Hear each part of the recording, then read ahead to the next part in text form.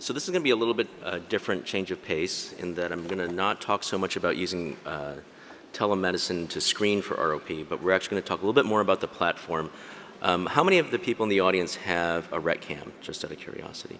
And how many of you have the Fluorescein component for it? Okay, great. So we're going to talk a little bit about the capabilities of the platform for angiography. Let's see. And specifically in regards to some of the more urgent cases that you might encounter. So we're fortunate to have sitting in the front row Helen Mintz-Hintner, so please feel free to jump in at any point in this talk, Helen. How many people are taking care of their kids with Avastin? Okay, oh, all right. How many of you have seen recurrence from post-Avastin treatment? Yeah. And so one of the things I think that is was pointed out in the original BEAT-ROMP study was that there is actually a recurrence rate for children who've been treated. And you know, the guidelines in terms of how to treat a recurrence are unclear and are evolving. I think that when we look at these kids, we're not looking at ROP anymore, we're looking at ROP post-Avastin, which is, in my opinion, a slightly different disease. And I'll give you my first index case and why the angiogram was helpful for me. This is a former 24-week, and at 34 weeks had zone 1 with early plus disease, and so we began treatment. And not understanding exactly what the follow-up should be for post-Avastin, I started seeing this child every week because it was a zone 1 eye, and that qualified as type 2. And I did that for about 3 to 4 months every week. Every week was zone 1, stage 0, no plus. And it went like that for until 48 weeks and 4 days, which was a Friday, which is when I had my clinic back then. And I looked inside and I saw a little bit of early stage 3 in the zone 1, but no plus.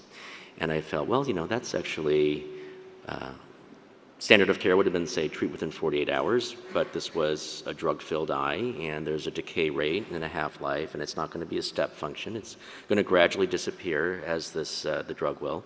So I figured I probably have 4 days, which is when my OR day was on Tuesday. And so when I saw the child on Friday, no plus, a little bit of stage 3 in a zone 1 eye. And then 4 days later, I saw this. Now, you can actually see there's neovascular fronds coming up within the macula. And that's what the periphery looked like. And that happened in 4 days. And I did an angiogram, and this is the left eye. And this is what the angiogram showed. Now, normally I would have, one of the options would have been to do laser. I was very concerned though because when I looked and I used the 80-degree lens, you can actually see areas of capillary non-perfusion in the vascularized retina. And that told me that even if I did complete laser in the periphery, I was leaving behind a lot of avascular retina in the macula, and unless I was prepared to laser the macula, I would probably have a continued active ROP going forward. So I made the decision to do both Avastin and laser in that particular patient. Helen's nodding. Helen may not agree. This is the other eye. And that really taught me that the angiogram for these post-Avastin kids were really important. Here's another child, again, zone 1, stayed parked in zone 1. This child had something interesting. The posterior vessels were leaking. You know, sure enough, I waited long enough and we got stage 3, and I went ahead and lasered that. Now, there's a lot of studies that have come out, probably the biggest one being in Mexico from Maria Castellanos, looking at the role of angiography and the importance of it. In this particular phase, as we manage children with Avastin, we've basically created a new disease. And I think the best way to study that new disease is not just to do indirect ophthalmoscopy, but to do angiography. I think as we do and understand more and more about what this disease is doing post-Avastin injection, we'll come up with better, more informed guidelines about when to treat. Let's see here. So here's a different application for fluorescein angiography that has, well, I'll ask you, any ideas of what this child might have in the right eye? There's a little bit of avascular retina here, there's some hemorrhage here. Okay. While you're thinking about that, this is the left eye. Iris neovascularization, full-term child, seen 3 weeks after birth. That's the left eye. Now I know which of my slides are really good based on the number of cell phones that go up to take a picture. So this is, I think, the money shot. This is the angiogram for the right eye. This is the angiogram for the left eye. You can see that the macula is actually ischemic. So the angiogram was really helpful because obviously I knew that this kid didn't have ROP, but I also knew based on this was not fever. Because in fever, you would generally not get this type of posterior intravascularized ischemia. This wasn't a diagnostic dilemma for me because this is what the child had. So this is how a child had incontinentia pigmenti. The reason the angiogram was helpful was when I went to go ahead and do the laser, I actually used the FA to guide me where within the vascularized retina I might need to go in and do additional treatment. So whether or not lasering these areas would be relevant to the eventual outcome in this eye is unclear, but I think that having the angiogram only helps in informing you in how to guide your treatment. And this is the left eye.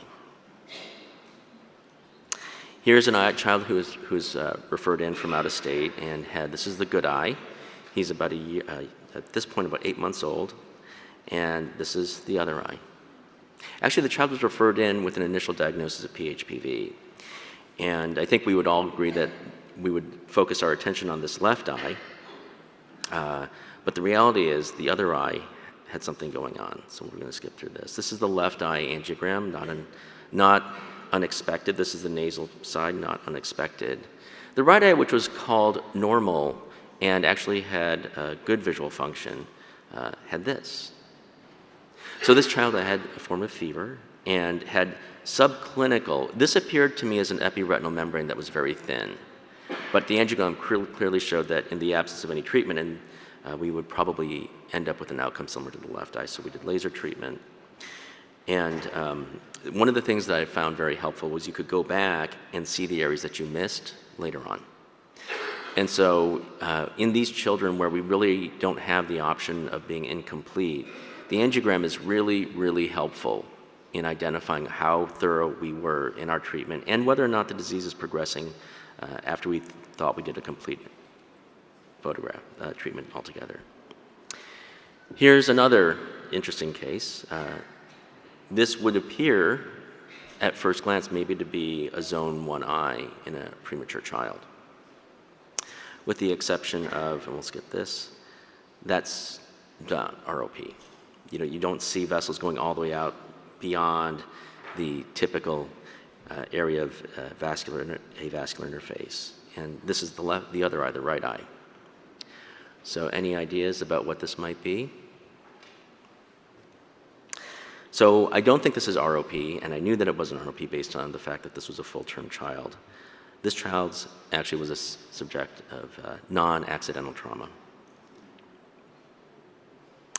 The FA was helpful because it helped me guide the need for doing laser treatment. That wasn't evident based on the clinical exam because it was so confusing of an exam based on the amount of hemorrhage. But we were able to salvage this eye to some extent. This eye obviously doesn't see much at all, has bare light perception.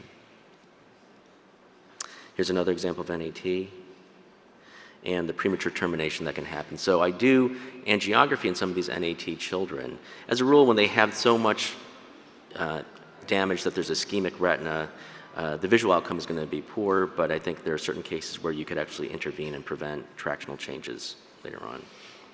Okay, yeah. Here's another. And then sometimes we'll couple this with a spectral domain OCT in the OR to get a better sense and try and correlate some of the changes that we see on FA with some of the schisis and tractional changes we see on the OCT. So this is just a very brief summary of some indications and applications of fluorescein angiography I thought we would show, because I do think that, especially in the age of Avastin, there's definitely value in doing this imaging to help us guide our treatment.